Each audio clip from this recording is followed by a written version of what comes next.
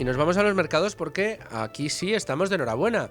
Por fin el IBEX 35 está por encima de los 13.000 puntos, sube ahora mismo un 0,45%, está en 13.075 puntos, según nos muestran las pantallas de información bursátil en tiempo real, con Indra, que de nuevo es ganadora, en este momento un 3,28% arriba, Solaria Energía un 1,8%, IAG un 1,68%. Las que más bajan, Enagas, Laboratorios Rovi y Telefónica, con caídas entre el 1,63 y el 0,48%. Vamos a saludar ya a nuestra analista de cabecera para los mercados en el día de hoy, que es desde Tres Mares Capital, Verónica Llera. Verónica, ¿cómo estás? Muy bien. ¿Qué tal? Muy buenas tardes, muchas gracias por estar con nosotros, Verónica. ¿Cómo están los mercados últimamente? Llevamos mucho tiempo atendiendo a lo que estaban haciendo los bancos centrales, a los datos relativos a la inflación, a los informes de empleo, para tratar de averiguar qué van haciendo los bancos centrales, pero de momento la atención se nos desvía completamente con la agenda que está marcando Trump, desde luego a Arabia Saudí y a las negociaciones de paz en Ucrania, con esa invasión rusa del país que capitanea Zelensky. Sí, efectivamente, como has comentado tú al principio, los mercados, pues en definitiva, este año parece que están de celebración, especialmente Europa, ¿no? Que es verdad que es una pauta de comportamiento a la que no estamos acostumbrados a ver los índices europeos teniendo unos retornos por encima de los índices estadounidenses. Y bueno, pues como bien comentabas, el IBEX 35 es uno de ellos que bueno, pues ha alcanzado efectivamente máximos desde 2008, lleva una ganancia en el año de en torno al 12%, y es pues efectivamente, por un lado, también que estamos viendo cómo la economía española pues está destacando, sobre todo en ciertos indicadores macroeconómicos, con respecto a sus homólogos europeos. Y luego, por supuesto, el tirón del sector bancario, que estamos viendo en bolsa pues ya desde hace bastantes meses, que es cierto que inicialmente, bueno, pues había ciertas dudas sobre la evolución de los resultados de ese tipo de compañías con el nuevo escenario de tipos de interés, con las políticas menos restrictivas del Banco Central Europeo, pero bueno, vimos cómo estamos viendo allá cómo todos los resultados de estas compañías pues están siendo sorpresas positivas. Y bueno, pues tanto Banco Sabadell, Banco Santander, BBVA, Unicaja, hemos visto que son compañías que han tenido revalorizaciones en el año de doble dígito, y al final, bueno, pues el IBEX es cierto que sigue teniendo un sesgo muy bancarizado, ¿no?, dentro de las principales posiciones que componen el índice. Pero aquí yo creo que es importante también señalar que la bolsa española no es solo el IBEX 35, no hay que olvidarse también del mercado continuo, por un lado, donde también hemos visto compañías que han tenido unas revalorizaciones muy fuertes, y luego, por otro lado, que también está el índice que es el IBEX 35 Total Return, que es el índice que incluye los dividendos que reparten las compañías periódicamente, y este no es que esté en máximos de 2008, es que está en máximos históricos, ¿no? Entonces, bueno, pues dentro de las oportunidades que hay en la bolsa española, ver toda esta gama del universo de inversión que podemos encontrar, y que efectivamente pues está teniendo un comportamiento especialmente positivo. Mira, esto del IBEX Total Return a mí me parece que es importante recordarlo, sobre todo porque la mayoría de la gente no conoce cómo funciona este índice y se queda únicamente en los puntos que figuran en el IBEX 35, ¿no? 13.000 puntos. Veíamos los periódicos económicos en el día de hoy, Verónica, celebrando que volvíamos a niveles de 2008, ¿no? A máximos de 2008, cuando incluso llegamos a ver poco antes los 16.000 puntos en algún momento intradía en el IBEX 35. Desde entonces mucha gente decía, no, claro, es que la inversión en bolsa no es rentable porque, fíjate, ¿no?, el IBEX 35 en aquel momento, en plena burbuja inmobiliaria, estaba tocando los 16.000 y desde entonces no ha levantado cabeza. No los hemos vuelto a ver en prácticamente 20 años. Claro, el problema es que el IBEX 35 es mucho más que los puntos que refleja este indicador, sino que bueno, pues es un índice muy especial en el que no se recogen los dividendos, cosa que sí pasa en otros indicadores. Si nos vamos al IBEX con dividendos, vemos que los máximos de 2008 se han estado batiendo desde hace mucho tiempo, y en concreto desde finales de 2020 de una manera, no, ¿qué digo yo? Desde 2015, antes de 2015, 2014, se han estado superando de manera consistente hasta llegar a máximos históricos como estamos ahora mismo. Lo digo que es importante, Verónica, porque en muchas ocasiones el mensaje es equivocado, ¿no?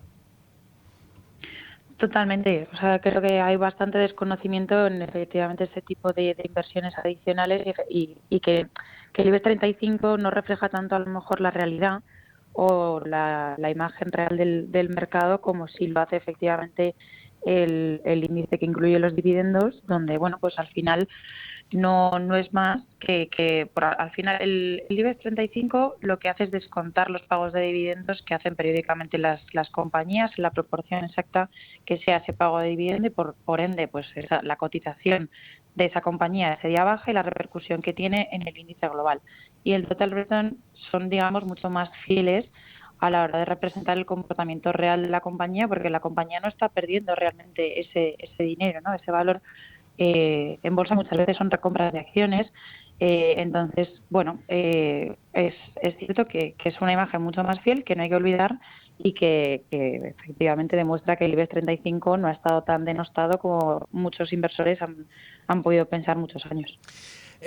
Más asuntos.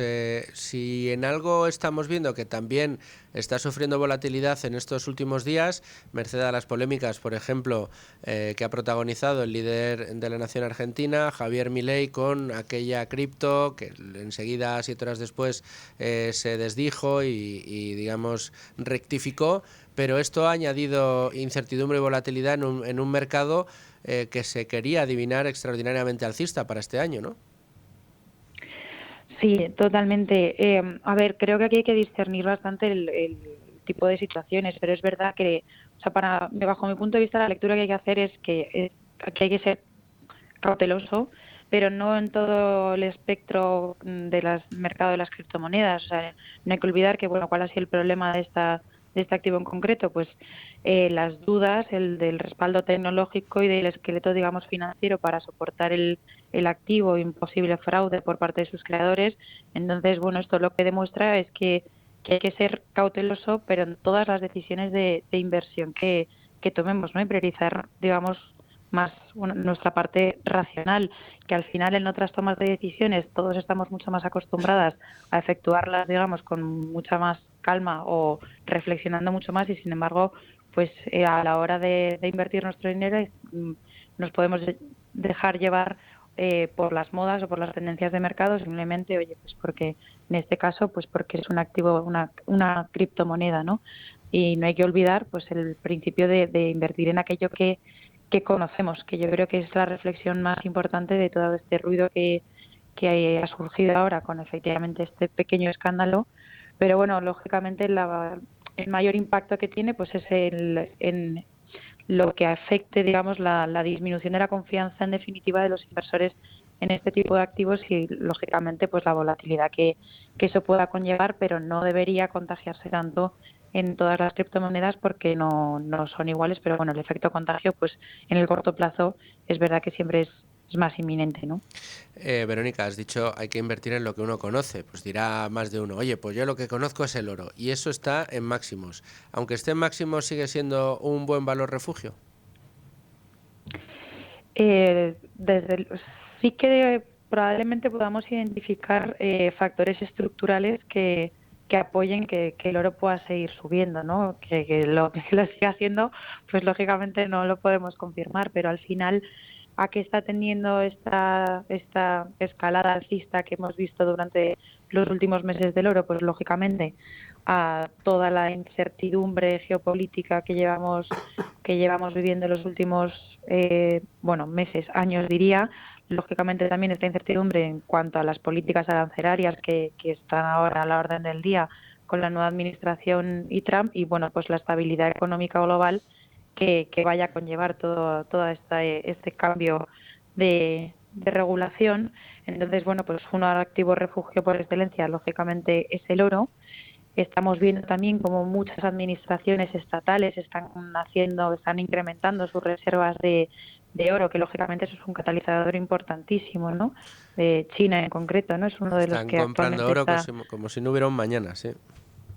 Claro, entonces todo eso son vientos de cola que lógicamente pueden soportar las que siga escalando el precio del oro. Pero creo que una de las más importantes es, bueno, aparte de que tiene menos volatilidad en general que otro tipo de activos y por eso siempre está categorizado, clasificado, entendido como activo refugio, lógicamente la capacidad de diversificación dentro de una inversión y digamos, el valor subyacente que tiene el oro per se, independientemente de lo que la variabilidad que tenga el precio, a diferencia de, por ejemplo, pues otro tipo de activos como son las divisas y las divisas fiduciarias, ¿no?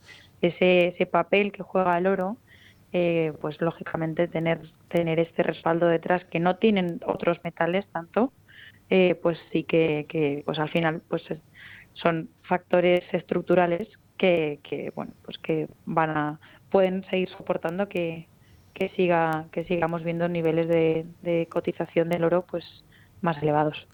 Verónica Llera, de Tres Mares Capital. Como siempre, muchas gracias por estar con ánimo de lucro analizando todo lo que pasa en los mercados.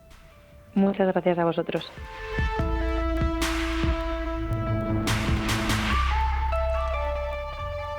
Bueno, nosotros llegamos prácticamente a la 1 del mediodía, las 12 en Canarias. Es momento de acercarnos a los servicios informativos de radio, escuchar el boletín informativo de la 1, el repaso a todas las noticias que han sucedido esta mañana y seguimos después en Con ánimo de lucro aquí hablando de Cibislen y nada menos que con su responsable.